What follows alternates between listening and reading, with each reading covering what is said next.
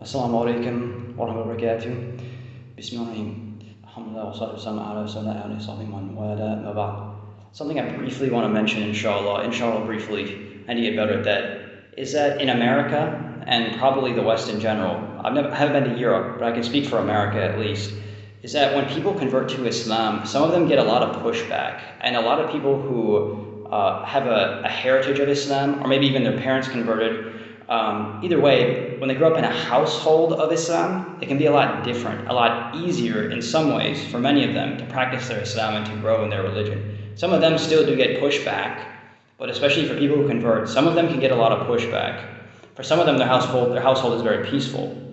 One of the challenges, I think, especially, is in the workplace. People convert to Islam, and their employer will find out one way or another. They may find them praying or growing a beard or some type of thing like that, or just leaving on Fridays. And even though the law protects them, it's very hard. It's very easy to get around it because they'll just find some reason to fire you. Basically, they'll find a reason to get rid of this employee. And when they terminate this employee, they'll look and say, oh, he did this, he did that, he did that. And it's very easy to find. And if you want to terminate an employee, it's very easy to just nitpick at three or four things, and get rid of them. It's very easy to do that. Or to try to move them into another shift or something that you know that they can't do. These types of things. It's very easy to get rid of an employee and get around the law. It happens all the time when people convert to Islam. A lot of people are unaware of that. I think one of the solutions here is being a little bit cognizant of how to give nasiha to somebody who lost their job. Like, what do you do? Especially if somebody had a big career going and then their career is wiped out. Maybe they're working there for 12, 15 years and now it's gone because they converted to Islam. And that happens. It can be very challenging for people who convert to Islam. First thing is that Allah is focused on Allah, first of all. Allah will take care of you, one way or another. He's going to take care of you.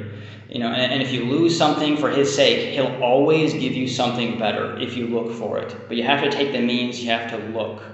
And, ask around, ask people. Sometimes people don't have the answers. They go on the Muslim community, they'll give the same advice, but it doesn't work when they act upon it. So then what do? Well, you keep looking, you keep learning. Maybe you need a career change for some people. Maybe the career you're in is just not the best career for you.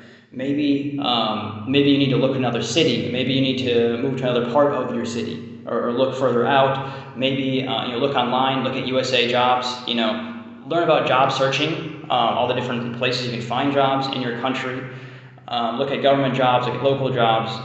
Find out what's befitting for you, and will let you practice your religion in full. Consider a career change. Consider going back to college. At least in the United States, there's Pell Grants. There's all kinds of grants, and there's all kinds of financial support that is halal if you look into it, and scholarships. And if you tap into your resources, you're going to find another source of income. You're going to find another job for you that's better for you. And they're out there. And others, be a little bit open-minded as well. You may qualify for jobs you didn't know you qualified for. There's also other entry-level jobs which may just require a degree in anything.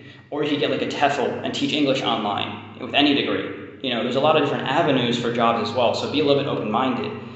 You may not require much education to get into another field, or you may already have the education to just start a new niche, start in a new niche or something of that sort. A lot of people, I think, especially Americans, are very qualified workers. I think that a lot of them are very hardworking people. I've heard Europeans say that Americans are known for being harder working than Europeans. So Americans have a reputation of being hardworking people. Now, if you're European, don't be insulted or anything. You probably are also hardworking, but I'd also just encourage American converts who may have lost their job. So don't be disgruntled. It just means that something better is coming to you. That's all that means. And if you're at a workplace where your boss hates Islam and hates that you're a Muslim, and if you feel uncomfortable at work, Allah can give you a job where you still make great money, maybe better money. You may have a better lifestyle, and you may have a boss who is fine with you being Muslim. I remember one of my bosses when I was working, he was like a 20-year-old guy or 21 years old, and he got really high up really fast. He was like a personal trainer, and he was just amazingly good at his job and moved really fast, and he was extremely hardworking. For a millennial, for that generation, he's probably the top 5% of hard workers. Like he's like up early in the morning and works way until late at night. He also works on the weekends and stuff. I think he has like one day off, and even then he's on his phone, managing. Incredible manager, honestly, especially for his age. It's astounding. But I told him I converted to Islam, and this is like 3 years after I converted to Islam, or like 5 years or something. And he literally just said this. He was like, "Really, man? That's awesome!" And he just kept saying that. "That's awesome, dude." And he was actually ecstatic about it. And he's not even Muslim. He's like he's like, I'm not saying anything bad on him, but he's like, he has more of like a personality that's kind of like a little bit hippie, but he's extremely hardworking.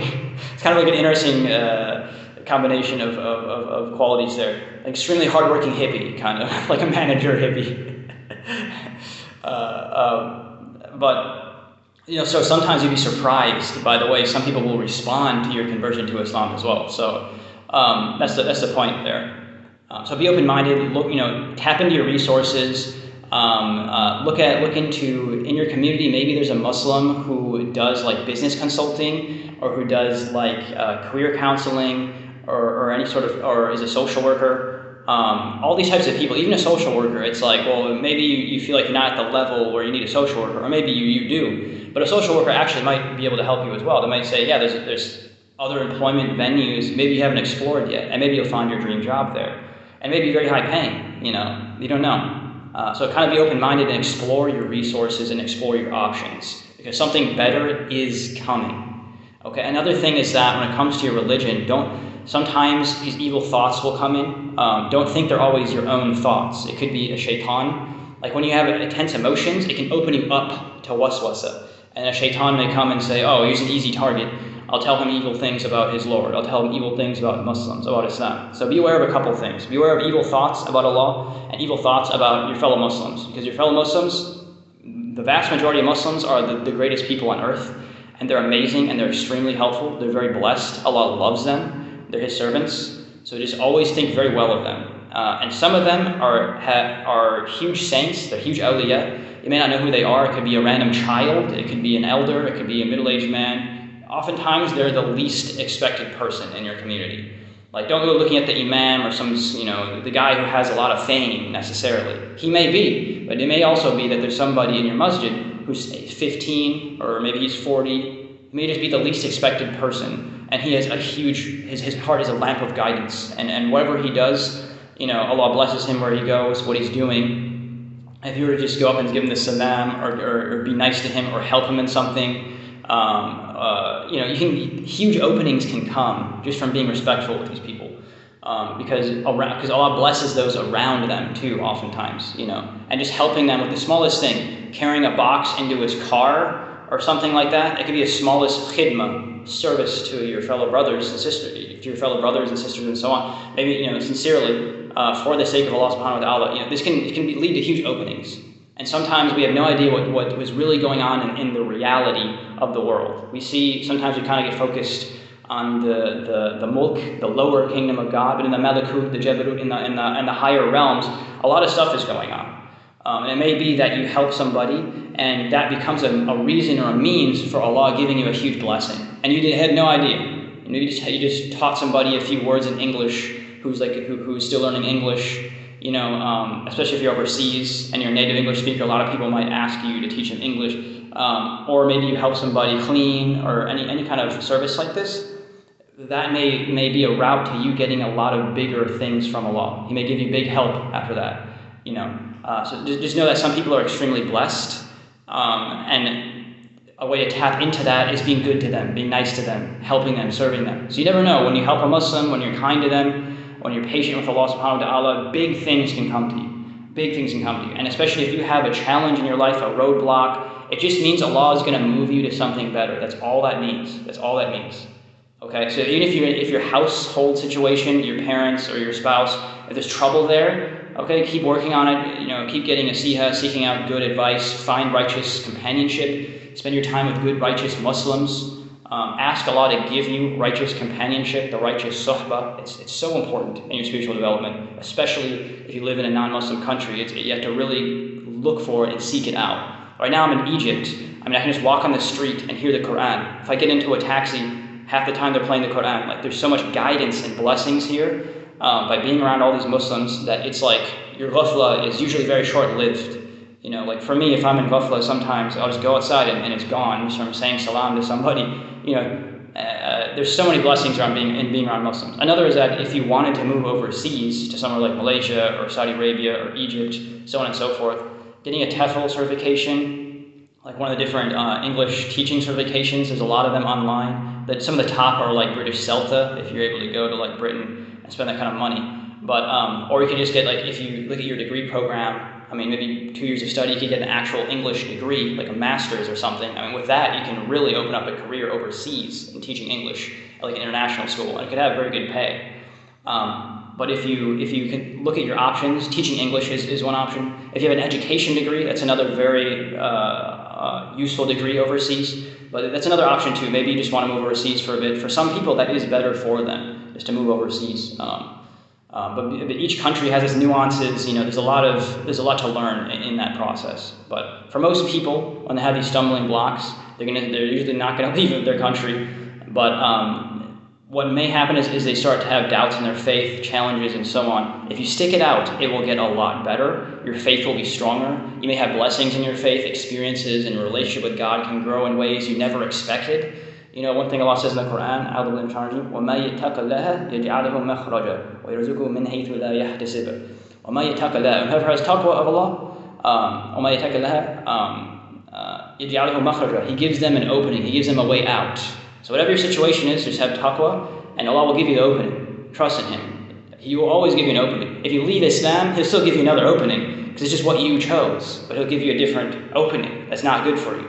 Maybe you would have gotten another job anyways, but now you're getting it as a non-Muslim instead of a Muslim, you know. Or maybe you chose another job as a non-Muslim when there's another job that's better for you that you could have gotten, you didn't know it was coming, but if you just stayed in your religion and you held on to that rope of Allah subhanahu wa ta'ala, He would have put you into a better place if you just had been a little bit more patient. Just wait a little bit longer, or maybe you just need to meet somebody or get a little bit more advice or find something.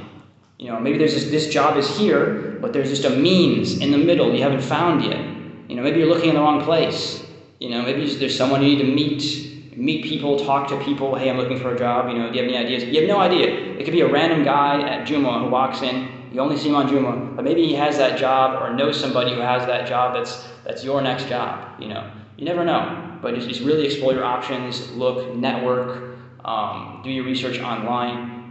Don't get depressed. Don't fall into any of that. It's all false. Depression it's basically, it's a long topic probably, but, don't fall into that. You know, don't let yourself fall into depression.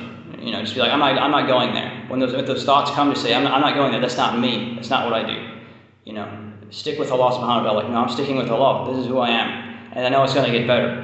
You know, maybe tomorrow, maybe the next day, maybe next week. I know it's going to get better. And it will get better. You know, it will actually get better. Better. You may have the best days of your life ahead of you that you never would have even expected or imagined if you just stick it out for a little bit longer. I know, one more day. If it's really bad, okay, one more hour. And if it's extremely difficult, one more second, one more moment, the next moment, the next moment, the next moment.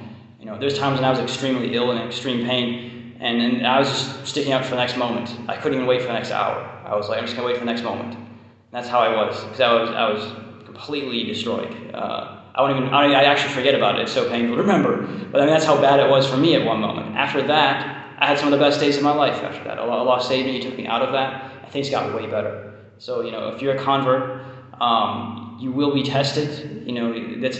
Everybody gets tested as a convert. Some people, their tests are very easy. Some, they're extremely difficult. A lot of people, they're somewhere in between. But know that after the test, it's almost always going to be better than before the test. It just means you're getting moved, physically or not. Maybe you're still living in the same place, but maybe you're spiritually or getting moved to a higher station, and a lot of blessings can come with that. So that's what I have to say. Brief, inshallah. I'm already at 14 minutes, sorry. Assalamu alaikum. Barakallahu feekum.